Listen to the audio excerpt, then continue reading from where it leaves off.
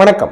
துலா ராசிக்கு இந்த பிப்ரவரி மாதம் எதை செய்யலாம், செய்யக்கூடாது, முக்கியமாக எந்த தெய்வத்தை வழிபட்டா நம்ம இந்த நேரத்தில் பேரலாம்.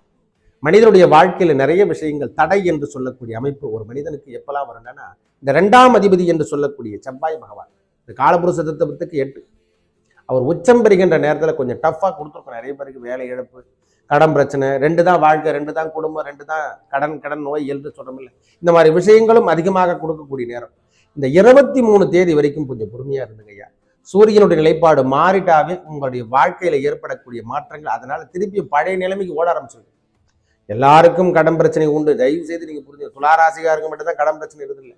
எல்லாருக்கும் கடன் பிரச்சனை என்பது உண்டு. எல்லாருக்கும் நோய் நொடி என்பது உண்டு. எல்லாரும் வாழ்க்கையில கீழ்மட்டத்திலே இருக்க போறதில்லை. ஒரு நாள் மேற்பகுதிக்கு நமக்கு எடுத்துதான் செல்லுவான். நம்ம கிரகங்கள் கொடுக்கக்கூடிய பலாபலங்கள் உன்னதமான பலாபலங்கள், உண்மைக்கான பலாபலங்கள் அவங்க கொடுக்குறாங்கன்னா கொடுத்துதான் போவாங்க.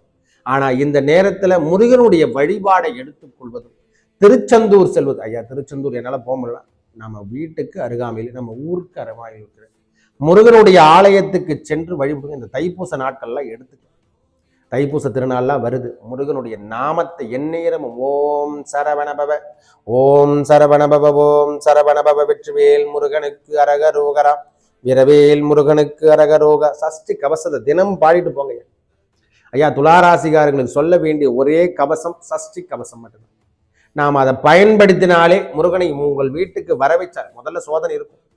சிவனடியாரோ சிவபக்தியோ நாம தொட்டால் முதல்ல சோதனை தான் வரும். முதல்ல இதை தெரிஞ்சுக்கணும்.